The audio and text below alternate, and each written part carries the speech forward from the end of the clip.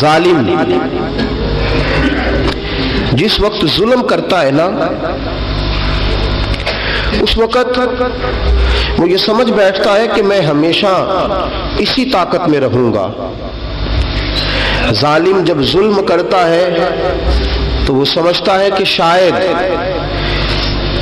یہی قوت، یہی طاقت، یہی جوانی، یہی اقتدار یہ قائم رہے گا، لیکن کبھی ظلم کا راج قائم رہ سکا نہیں، رہتا ہی نہیں۔ یزید نے ظلم کی حد کر دی، جب تخت حکومت میں بیٹھا تو ظلم کی حد کر دی، حد کر دی اس نے سمجھا تھا کہ شاید یہ اقتدار میرے پاس رہے گا، شاید یہ تخت جو میں نے سجایا ہے اس پہ سجا رہوں گا، بنا رہوں گا، قائم رہوں گا۔ اسے سمجھ نہیں نہ آئی کہ حکومتیں ظلم سے نہیں عدل سے قائم رہتی ہیں۔ میرے عمر فاروق رضی اللہ تعالیٰ عنہ کی حکومت عدل سے قائم تھی تو 12 سال قائم رہی، 12 سال قائم رہی، اور عمر چلے گئے، عدل کرتے کرتے چلے گئے۔ میں اگلے جمعے بیان کروں گا حضرت عمر کے بارے میں۔ جناب عمر چلے گئے، عدل کرتے کرتے دنیا سے رخصت ہو گئے، لیکن مدینے کی گلی سے بھی جا کے پوچھو گے تو عمر کے عدل کی گواہی دے گی۔ مدینے کی گلی اور مٹی بھی کہے گی کہ عمر عادل تھا۔ یزید نے ظلم کیا نا، پورے 4.5 سال رہا، لیکن اس کا خیال تھا کہ میں جمع رہوں گا، بنا رہوں گا، رہ سکا نہیں، رہ سکا، کیونکہ اللہ غافل ہے، اللہ کو پتہ ہے۔ اور ایک اور بات بھی، ایک اور جملہ بھی کہنے لگا ہوں، اسے بھی یاد رکھیے گا، ظالموں کو مددگار بھی مل جاتے ہیں، ظالموں کو مددگار بھی مل جاتے ہیں، بلکہ ظالموں کے مددگار زیادہ ہوتے ہیں، بدی جلدی پھیلتی ہے، گناہ جلدی پھیلتا ہے، ظالموں کے مددگار زیادہ ہوتے ہیں۔ یزید کو مددگار ملے، ابن سعد ملا، ابن زیاد ملا، شمر ملا، خولی بن یزید ملا، بڑے اسے مددگار ملے جو کہتے تھے کہ بالکل کوئی خطرہ ہی نہیں، دنیا تو ترستی ہے تیری دید کو، اور سب خیر ہے، ہر جگہ امن ہی امن ہے۔ یزید جب ظلم کر رہا تھا تو سمجھتا تھا مجھے کوئی نہیں پوچھے گا، کوئی میرے قریب نہیں آئے گا، لیکن یارو اس تک دنیا کا کوئی بندہ تو نہیں پہنچ سکا، لیکن اللہ کا قہر تو پہنچ گیا نا، اللہ کے انصاف کا ہاتھ تو پہنچ گیا نا، رب تو ہے نا دیکھنے والا۔ عبید اللہ ابن زیاد کے دربار میں جب سیدنا امام حسین کا کٹا ہوا سر پہنچا نا، اس نے ایک چھڑی پکڑی، اور چھڑی پکڑ کے نا تو امام حسین کے لبوں پہ مارنے لگا، کہنے لگا تجھے کہا تھا نا بات مان جا، کٹا ہوا سر تشت میں رکھا ہے، تجھے کہا تھا نا بات مان جا۔ راوی کہتا عبید اللہ ابن زیاد نے چھڑی ماری اور اس نے بے ادبی کی، کہنے لگا تو تھا ہی اس قسم کا، تیرا یہی حال ہونا چاہیے تھا معاذ اللہ۔ حضرت بریدہ اسلمی حضور کے صحابی دربار میں موجود تھے، فرمایا ابن زیاد تو برا ہے، تیرا باپ برا ہے، چھڑی پیچھے کر۔ کئی بار میں نے ان لبوں کو مصطفیٰ کو بوسے دیکھے ہوئے دیکھا ہے، پیچھے کر، پیچھے کر، ہٹا لے۔ راوی کہتے ہیں کہ 1 2 3 4 5 6 سال گزر گئے، وہی کوفے کا دربار، وہی محل، وہی تخت اور وہی تشت جس میں امام حسین کا سر رکھ کے لایا گیا تھا۔ 6 سال کے بعد مختار ثقفی حکمران بن گیا۔ مختار ثقفی نے کہا کہ میں چن چن کے ماروں گا وہ بندے جنہوں نے امام حسین کو قتل کیا تھا۔ 1 نہیں 2 نہیں 4 نہیں 6000 بندہ مارا اس نے، چن چن کے۔ راوی کہتے ہیں کہ یہ ابن زیاد 30,000 فوج لے کے نہر فرات کے کنارے میدان کربلا کے سامنے آیا اور اس نے جہاد کیا۔ مختار ثقفی نے ابراہیم بن مالک کو بھیجا، فرمایا جاؤ قتل کر کے لاؤ۔ لڑائی شروع ہو گئی، یکم محرم کو ہوئی تو پھر بند ہو گئی، پھر 5 کو شروع ہو گئی، پھر 7 کو شروع ہو گئی، 10 محرم کا دن آ گیا 6 سال کے بعد، وہی ظہر کا وقت آ گیا، وہی عبید اللہ ابن زیاد جس نے امام حسین رضی اللہ تعالیٰ عنہ کو قتل کروایا تھا، وہ گرا ہوا ہے اور زمین پہ گرا ہے، اس کی گردن پہ ابراہیم بن مالک نے پیر رکھا اور اس کی گردن کو کاٹ کے تشت میں رکھا، اور تشت میں رکھ کے جب اس نے کوفہ بھیجا، وہی تخت جس پہ عبید اللہ ابن زیاد نے بیٹھ کے امام حسین کے مبارک لبوں پہ چھڑی ماری تھی، اسی تشت پہ رکھ کے جب اسی عبید اللہ ابن زیاد کا سر سامنے رکھا تو کوفے کے اس دارالخلافہ کے ایک کونے سے ایک بابا بولا اور بول کے کہنے لگا، لوگوں گواہ رہنا میرا رب بڑا عادل ہے، گواہ رہنا اللہ بڑا عادل ہے۔ چیختا ہے، کونے سے پکارتا، کہتا لوگوں عدل ہو گیا، انصاف ہو گیا، عدل ہو گیا، انصاف، دیکھو دیکھو۔ جب حسین کا سار آیا تھا، ابن زیاد نے گستاخی کی تھی تو کونے سے آوازیں نکلنے لگی تھی کہ زیاد برا ہے، حسین اچھا ہے۔ آج ابن زیاد کا سار آیا ہے، آواز پھر کونے سے نکلی ہے، لیکن آواز کیا گونج رہی ہے؟ آواز پھر وہی گونج رہی ہے، زیاد ابن زیاد برا تھا، حسین کو اللہ نے بڑی عزت عطا فرما رکھی۔ مکافات عمل، مکافات عمل، اللہ غافل نہیں ظالم جو کام کرتے، اللہ غافل نہیں۔ 6 سال کے بعد وہی دن، وہی وقت، وہی گھڑی، وہی لمحہ، وہی سارا نظام، وہی دربار، انسان ڈرتا نہیں، انسان باز آتا، عبرت پکڑتا۔ ابن زیاد اس وقت کہتا تھا کہ میں جاؤں حسین کے پاس، یہ میں جو ہوتی ہے یہ مروا دیتی ہے۔ شیطان نے کہا تھا انا خیر منہم، میں بہتر ہوں، بس ختم ہو گیا، ختم ہو گیا۔ ابن زیاد قتل ہوا، وہی تاریخ، وہی زمانہ، اللہ کریم نے اس کو ذلت کی موت دی، مرا، اور 30,000 فوج لے کے نکلا تھا، پھر بھی بچ سکا نہیں۔ یہ ابن زیاد کا حال ہوا۔ ابن سعد صحابی کا بیٹا تھا، نبی پاک علیہ السلام کے پیارے صحابی کا بیٹا تھا، جناب سعد بن ابی وقاص کی اولاد تھی۔ لیکن یاد رکھنا، اگر ایک صحابی کا بیٹا یزید بن سکتا ہے تو دوسرے کا ابن سعد بھی بن سکتا ہے۔ اور صرف یوں ہی توجہ نہ کیا کرو، ابو جہل کا بیٹا بھی تو صحابی رسول بن گیا تھا نا۔ یخرج الحی من المیت ویخرج المیت من الحی، رب فرماتے ہیں میں زندوں سے مردے اور مردوں سے زندے نکال دیا کرتا ہوں۔ میں کبھی کبھی کعبے کے اندر بت بھی رکھوا دیتا ہوں، گھر میرا اور میرے ہی شریک اس گھر کے اندر راج کرتے رہتے ہیں، میری بے نیازی ہے، کچھ کا کچھ کر دیتا ہوں۔ ابن سعد مختار حکمران بنا تو مختار ثقفی نے ابن سعد کے بیٹے حفص کو بلایا، اور مزے کی بات یہ ہے کہ مختار جو بعد میں حکمران بنا نا، بڑی یاری تھی اس کی ابن سعد کے ساتھ۔ جتنے قاتلان امام حسین تھے وہ کوفہ چھوڑ کے بھاگ گئے، دوڑ گئے۔ اور ایک بات یاد رکھنا، ظالم بزدل ہوتا ہے، ظالم بزدل ہوتا ہے، اس کے اندر وہ اطمینان نہیں ہوتا، تو ڈر لگتا۔ بھاگ گئے سارے کوفہ چھوڑ کے، لیکن ابن سعد نے کہا مختار میرا یار ہے، مجھے کچھ نہیں کہے گا۔ اس کے گھر والوں نے سمجھایا کہ تو دوڑ جا، تیرا تو ظلم بھی بہت زیادہ ہے، دوڑ جا تو۔ اس نے کہا نہیں میرا یار ہے، مجھے کچھ نہیں کہے گا۔ اس نے کہا تو نبی پاک کے نواسوں کا نہیں بنا تو تیرا یار تیرا بنے گا، تو رسول پاک علیہ السلام کے خاندان کا نہیں بنا، ان کا تو نے احترام نہیں کیا، یاری کا۔ اس نے کہا نہیں مجھے کچھ نہیں کہنے والا، تم چھوڑو اس بات کو۔ حفص کو پیغام بھیجا، بیٹا آیا۔ مختار نے کہا تیرا باپ کدھر ہے؟ اس نے کہا جی ابا جی اب باہر نہیں نکلتے، بس گھر کے کونے میں بیٹھ کے اللہ اللہ کرتے ہیں۔ اس نے کہا اچھا کیا کرتے ہیں؟ کہا جی گوشہ نشین ہو گئے۔ اس نے کہا اب تیرا باپ گوشہ نشین ہوا ہے؟ اب گوشہ نشین ہوا ہے؟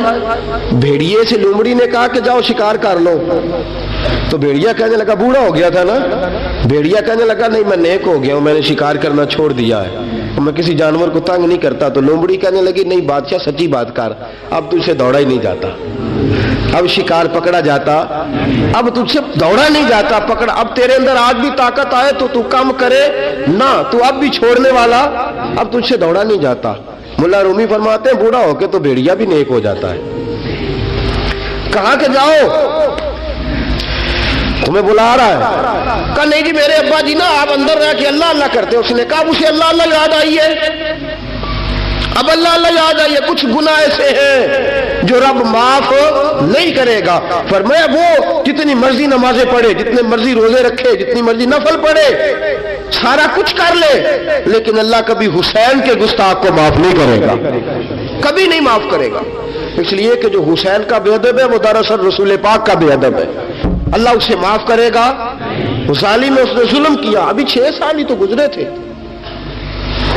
6 سال ہوئے صرف۔ ابن سعد بھیجا بیٹے کو، کہا جا اب اپنے باپ کو جا کے کیا تجھے مختار بلاتا ہے، بات سنے آ کے۔ ڈر گیا، میں نے کہا ظالم بزدل ہوتا ڈر، کہنے لگا اس سے جا کے کہو میں نہیں آ سکتا، بیمار ہوں۔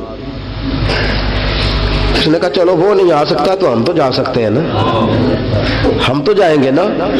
ابن سعد نے بھیجے 10-12 بندے، فرمایا جاؤ زندہ نہ لے کے آنا میرے پاس، میرے پاس زندہ نہ لے کے آنا۔ گئے، بیٹے کو حفص کو گرفتار کر کے کھڑا کر دیا، اور جناب یہ جو ابن سعد تھا اس کو بھیجا، کہا جب تم اس تک پہنچو نا تو جا کے گردن مارنا اس کی، اور مجھے اس کی وجود نہیں دیکھنا، صرف کٹا ہوا سر دیکھنا ہے۔ گئے، جا کے اس کو پکارا، کہا مختار نے بھیجا ہے مارنے کے لیے۔ کہنے لگے مختار مجھے نہیں مار سکتا، میرا یار ہے۔ ابن سعد کہتا ہے مختار مجھے مار سکتا، میرا یار ہے۔ ان فوجیوں میں سے ایک فوجی کہنے لگا اگر تو محمد کے نواسے کو مار سکتا ہے تو تجھے بھی تیرا یار مار سکتا ہے صلی اللہ علیہ، اگر تو رسول پاک صلی اللہ تعالی علیہ وسلم کے نواسے کو قتل کر سکتا ہے، تو نے نبی کا حیا نہیں کیا، وہ یاری کا حیا کیوں کرے؟ تو نے ظلم کیا ہے، اب دیکھ تیرا حال کیا ہوتا ہے۔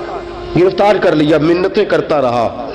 تاریخ ابن سعد کو بتا رہی تھی کہ ابن سعد تو ہاتھ باندھتا ہے، پاؤں پکڑتا ہے، ذرا یاد کر میدان کربلا، میدان کربلا تجھے اپنی باری آئی ہے تو تو ہاتھ باندھتا ہے، میدان کربلا یاد کر۔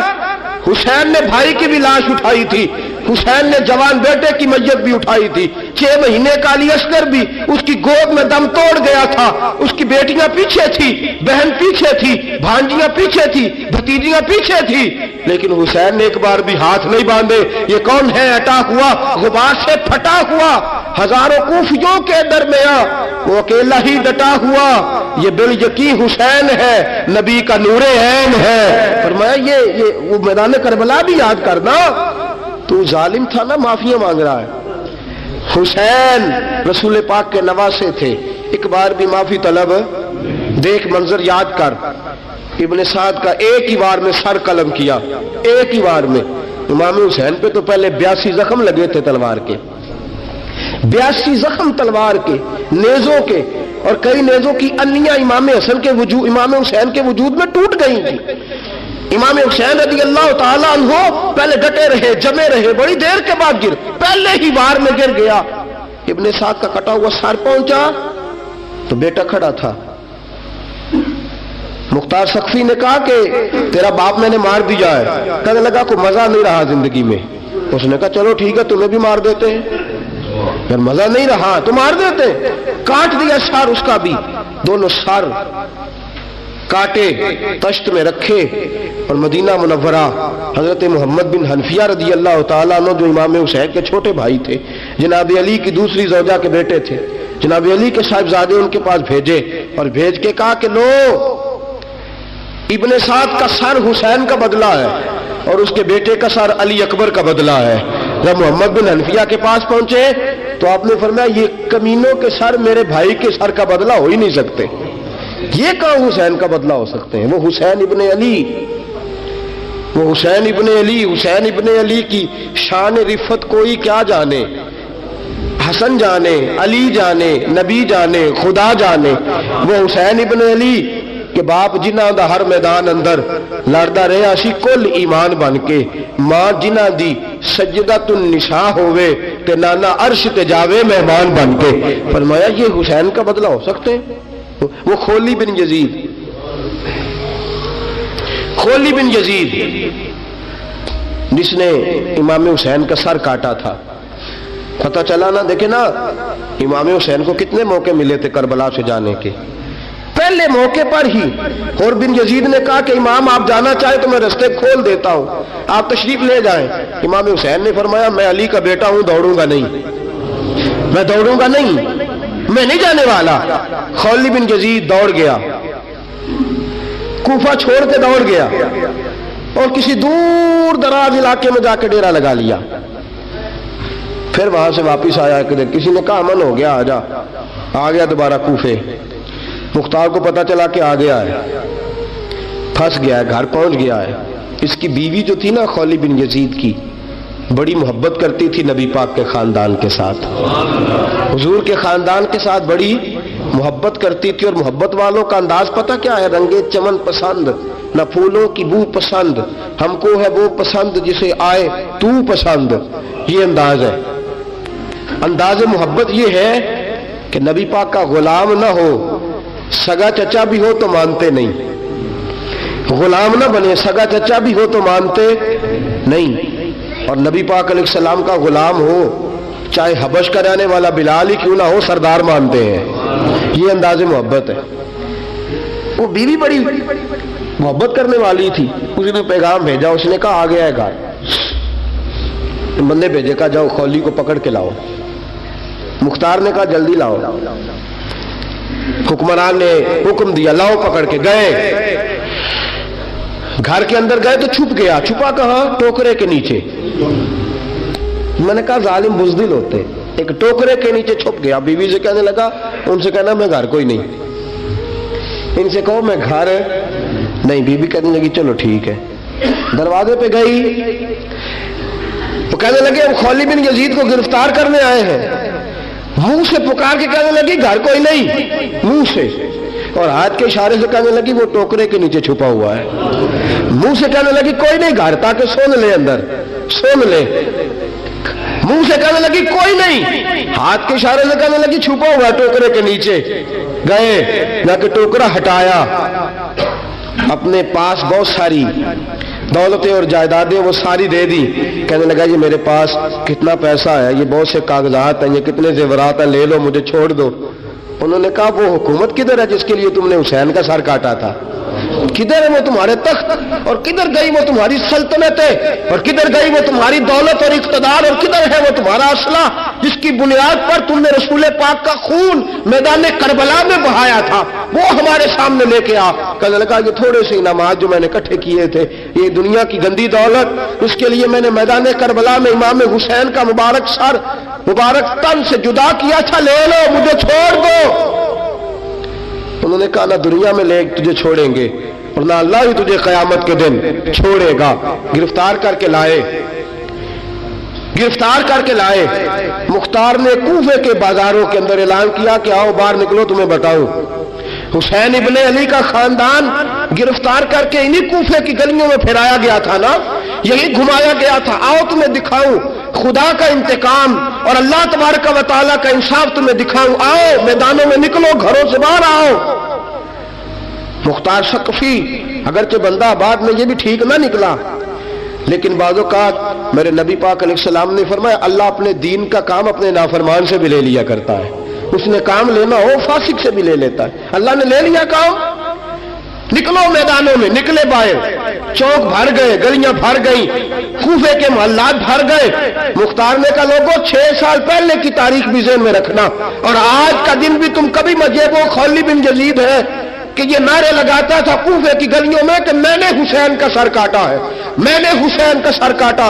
تمہارے سامنے کھڑے، پوچھو اس سے پوچھا بھی تو نے حسین کا سر کاٹا؟ کہنے لگا جی میں نے تو بالکل نہیں کاٹا تھا، میں تو انعام کے لیے نعرے لگاتا تھا، میں نے تو نہیں کاٹا۔ اس نے کہا چلو ابھی کرتے ہیں تیرا بندوبست۔ زخم لگائے تلوار کے ساتھ، اس کے وجود پر زخم لگائے، اور جب نڈھال ہو گیا، خون بہ گیا، زمین پہ گر گیا، تو مختار نے کہا اس کے وجود کو آگ لگا دو، زندہ کو جلا دو۔ جب وہ جل رہا تھا راکھ اڑ رہی تھی، لوگ کہہ رہے تھے کہ دیکھو یاد رکھنا اللہ نے رسی ڈھیلی کر دی تھی، اب رب نے رسی کھینچی ہے، تو دیکھو خدا سے بڑا کسی کا انصاف نہیں ہے۔ کس انداز میں امام حسین کے قاتل کو شمر ذل جوشن، میں نے کہا تھا 10 محرم کے دن جب مختار کے لوگ اس کے پیچھے بھاگے تو مدینہ منورہ تک گیا، حضرت امام زین العابدین سے بھی ملا، انہوں نے پانی بھی پلایا، کہنے لگا امام صاحب لگتا ہے آپ نے مجھے پہچانا نہیں۔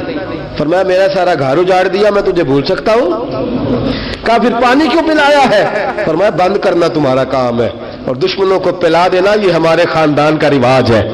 فرمایا مجھے میرا سارا گھر اجاڑ دیا، تجھے کبھی بھول سکتا ہوں؟ بھول ہی نہیں سکتا، لیکن چونکہ ہمارے گھر کا کوئی مزاج ہی تھوڑا منفرد ہے، ہمارا کوئی انداز ہی تھوڑا مختلف ہے۔ شمر دوڑتا امام زین العابدین سے کہنے لگا پناہ، مجھے پناہ ملے گی؟